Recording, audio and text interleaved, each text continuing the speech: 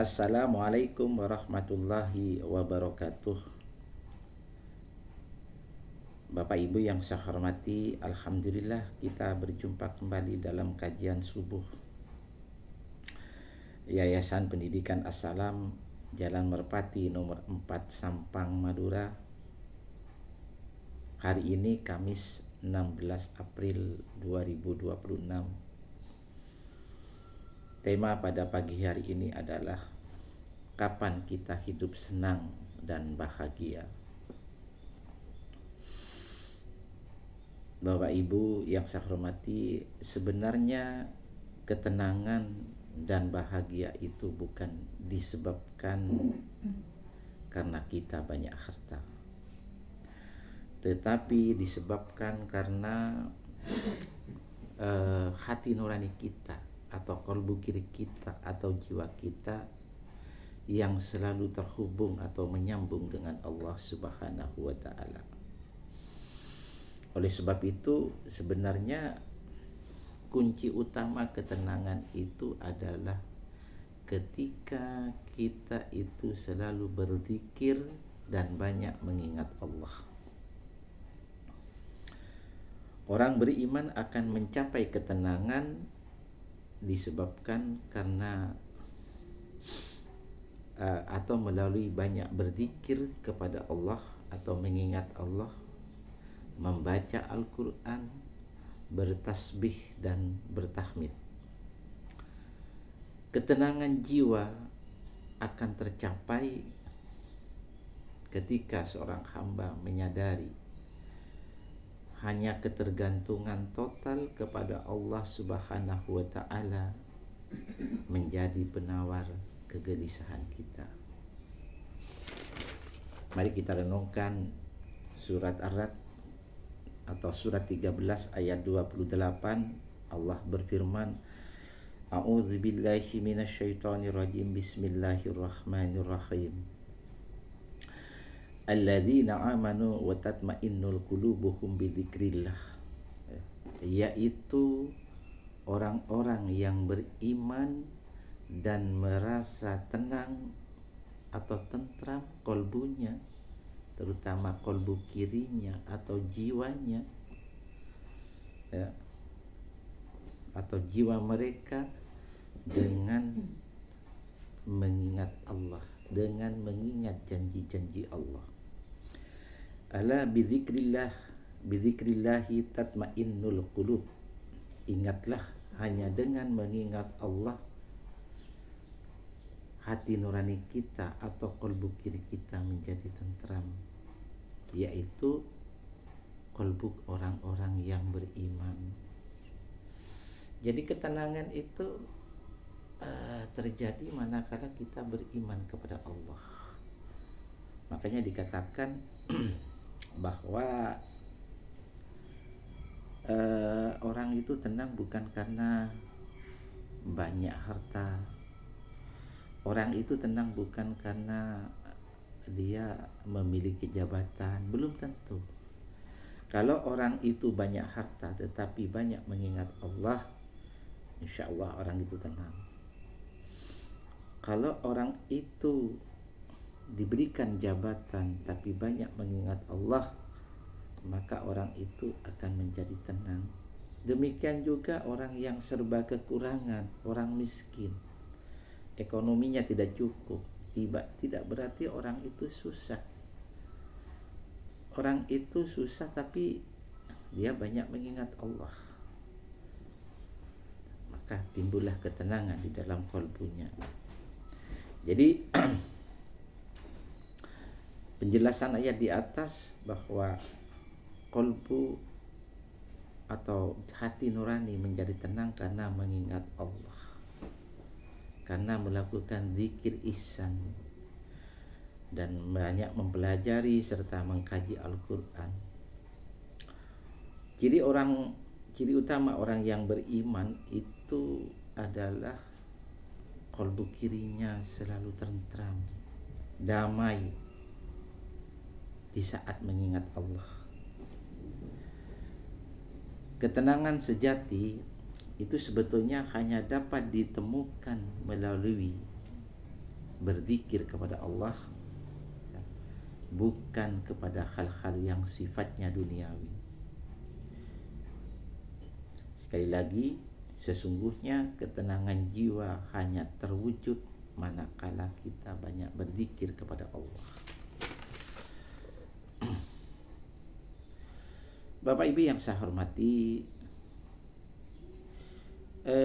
ketenangan itu sebetulnya terjadi pada saat kita itu, jiwa kita itu ada perasaan ikhlas menerima apa yang Allah berikan kepada kita. Ketika kita diperintahkan untuk sholat, ya, kita ikhlas menerimanya. Ketika kita diperintahkan untuk menjadi orang yang sabar, kita ikhlas menerimanya. Ketika kita diperintahkan untuk menjadi pribadi yang baik, kita ikhlas menerimanya. Atau perintah-perintah yang lain dari Allah. Dan kita itu qanaah, menerima apa yang Allah berikan kepada hambanya. Kita lihat hadis riwayat Muslim, Rasulullah bersabda, qad aflaha man aslama wa rusika kafafan wa qana'ahu Allahu bima atahu. Sungguh beruntung orang yang masuk Islam, diberi cukup dan Allah jadikan dia merasa cukup dengan apa yang dia berikan kepadanya. Jadi hadis ini istilahnya menggambarkan orang yang merasa cukup dengan keadaannya. Dia tidak pernah minta lebih kepada Allah, justru banyak bersyukur kepada Allah atas segala nikmatnya. Nah, itu sifat qanaah. Maka katanya ulama, orang yang tidak punya harta yang tidak cukup. Sebetulnya orang yang tidak cukup itu adalah orang yang tidak merasa puas atau tidak merasa cukup. Bapak Ibu yang saya hormati, kemudian yang berikutnya adalah ketenangan itu terjadi pada saat kita bertawakal kepada Allah setelah berikhtiar, setelah berusaha. Namun proses ini harus dilalui dengan niat semata-mata karena Allah. Ketika kita mulai beraktivitas, maka aktivitas itu kita niatkan karena Allah. Ketika kita meletakkan sebuah proses, maka prosesnya itu karena Allah. Proses itu di jalan yang lurus, tidak melanggar perintah Allah. Nah, setelah proses itu dilaksanakan, maka harus ada rasa tawakal kepada Allah. Karena pada saat itu bukan wilayah kita, tapi sudah masuk wilayah Allah. Ketika kita menunggu hasil dari apa yang kita usahakan, maka kita pasrahkan kepada Allah. Nah, pada saat itulah Allah turunkan ketenangan kepada orang itu. Di dalam surat At-Talaq atau surat 65 ayat 3, Allah berfirman, wa yarzuqahu min haitsu la yahtasibu, dan memberinya rezeki dari arah yang tiada disangka-sangka, dari arah yang tiada terduga, ya. Kemudian Allah memberikan jalan keluar bagi orang yang beriman dan bertakwa. Wa may yatawakkal 'alallah, dan barang siapa yang bertawakal kepada Allah dalam semua urusan, wa huwa hasbuhu, niscaya Allah akan memberikan kecukupan. Artinya Allah akan mencukupi, ya. Jadi sebenarnya kita itu tidak perlu khawatir, Bapak Ibu. Tidak khawatir tentang masalah kehidupan dunia itu, karena semuanya Allah sudah yang menanggungnya. Kita hanya diminta untuk niat, berusaha ya, kemudian pasrah kepada Allah. Insya Allah kalau kita bertawakal, betul-betul berserah diri kepada Allah, pasti Allah cukupkan itu. Innallaha balighumrihi. Sesungguhnya Allah melaksanakan urusannya tentang apa yang dikehendaki. Qad ja'alallahu likulli syai'in qadran. Sesungguhnya Allah telah menjadikan bagi setiap sesuatu, yaitu sesuatu ketentuan. Jadi penjelasan ayat ini, Allah menjanjikan rezeki dari sumber yang tiada terduga bagi orang yang beriman, bertakwa. Rezeki itu bisa berupa fisik ataupun rohani ya. Fisik misalkan kita ada rezeki secara materi dan tidak disangka-sangka. Dari segi rohani Allah memberikan ketenangan, Allah memberikan keberkahan.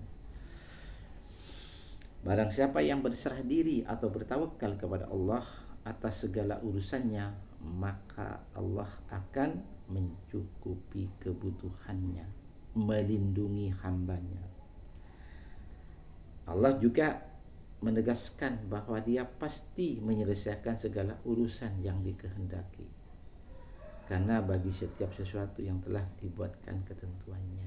Jadi tinggal diri kita aja.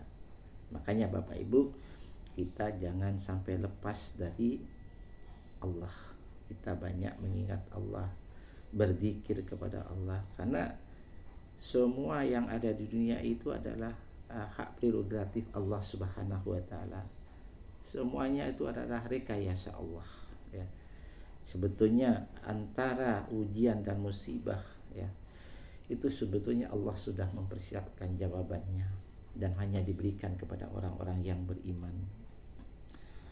Jadi dari ayat di atas itu menyimpulkan betapa pentingnya kita bertakwa kepada Allah,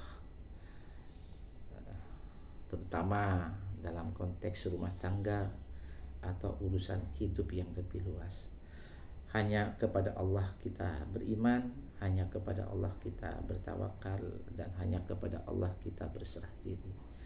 Mudah-mudahan ini menjadi renungan bersama Bapak Ibu. Terima kasih. Wassalamualaikum warahmatullahi wabarakatuh.